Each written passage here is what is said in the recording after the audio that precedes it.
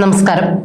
10 വർഷത്തെ പിണറായി ഭരണത്തിൽ രണ്ടാം ടൈം, അതായത് അവസാനത്തെ 5 വർഷങ്ങൾ കേരളത്തിലെ ജനങ്ങളുടെ ക്ഷമയുടെ നെല്ലിപ്പലക കണ്ട കാലമായിരുന്നു. ഒരു ജനാധിപത്യ സർക്കാർ എങ്ങനെയൊക്കെ ആകരുത് എന്നതിന്റെ നേർക്കാഴ്ചകളായിരുന്നു ആ കാലയളവ്. ജനങ്ങളെ മുണ്ട് മുറുക്കി ഉടുപ്പിച്ചിട്ട് തമ്പ്രാനും കുടുംബവും അടിച്ചു പൊളിച്ച ഭരണതന്ത്രങ്ങൾ.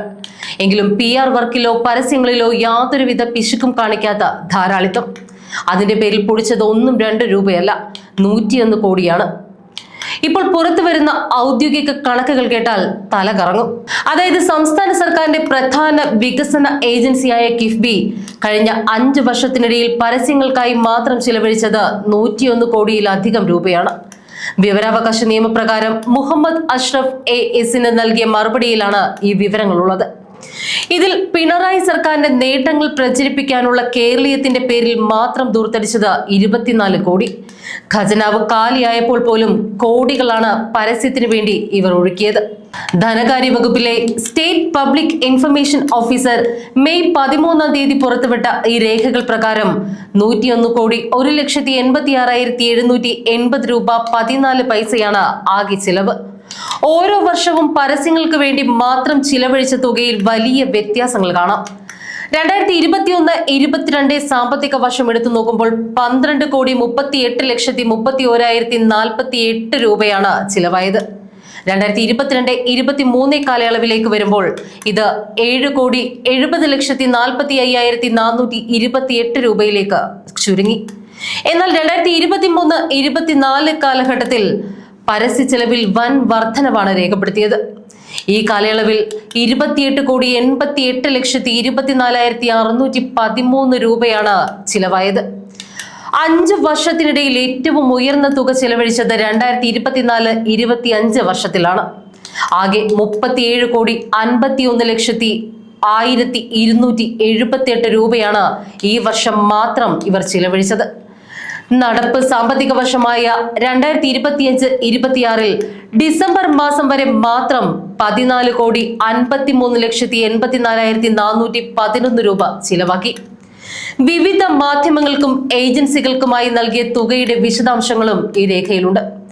കേരളീയം എന്ന ഇനത്തിലാണ് ഏറ്റവും അധികം കൂടുതൽ രൂപ ചിലവഴിച്ചിരിക്കുന്നത്. 2024-25 വർഷത്തിൽ മാത്രം കേരളീയത്തിനായി 24 കോടി 66,21,529 രൂപ 48 പൈസ ചിലവഴിച്ചു. 2023-24 ഇതിന്റെ ചിലവ് 8 കോടി 23,58,071 രൂപ.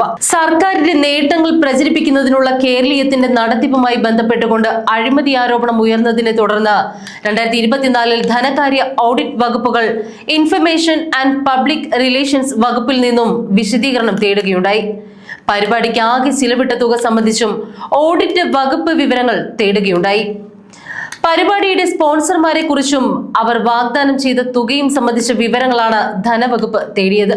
ലിമാക് അഡ്വർടൈസിംഗ് പ്രൈവറ്റ് ലിമിറ്റഡ് എന്ന ഏജൻസിക്ക് 2024-25 കാലഘട്ടത്തിൽ 5 കോടി 81,37,875 രൂപയും 23-24 കാലഘട്ടത്തിൽ 5 കോടി 38,80,064 രൂപയും നൽകിയിട്ടുണ്ട്. 2021-22 സാമ്പത്തിക വർഷത്തിൽ KSIE വഴി 7 കോടി 22,70,190 രൂപയാണ് ചിലവഴിച്ചത്. ദേശാഭിമാനി പബ്ലിക്കേഷനുകൾക്ക് 2025-26 വർഷത്തിൽ ഡിസംബർ വരെ മാത്രം നൽകിയത് 48,05,065 രൂപയാണ്. സഭ ടിവിക്ക് 2021-22 കാലയളവിൽ 26,90,8,453 രൂപയും നൽകിയതായി കണക്കുകൾ വ്യക്തമാക്കുന്നു. പ്രധാനപ്പെട്ട പത്രങ്ങൾക്കും ദൃശ്യശ്രാവ്യ മാധ്യമങ്ങൾക്കും വലിയ തുകകൾ പരസ്യത്തിനായി നൽകിയിട്ടുണ്ട്. 2021-22 വർഷത്തിൽ മാതൃഭൂമിക്ക് 1 കോടി 84,53,011 രൂപയും മലയാള മനോരമയ്ക്ക് 38,37,006 രൂപയും നൽകി. The Hindu, times of India തുടങ്ങിയ ദേശീയ പത്രങ്ങൾക്കും ലക്ഷക്കണക്കിന് രൂപ ഓരോ വർഷവും ഇവർ നൽകിയിട്ടുണ്ട്. ഇതിൽ കിഫ്ബി നേരിട്ടോ അല്ലാതെയോ ചിലവഴിച്ച തുകകളാണ് ഉൾപ്പെടുന്നത്. നേരത്തെ PRD മുഖാന്തരം 203 കോടി രൂപയും ടൂറിസം വകുപ്പ് 152 കോടിയും പരസ്യങ്ങൾക്കായി ചിലവഴിച്ച വിവരങ്ങൾ പുറത്തു വന്നിരുന്നു.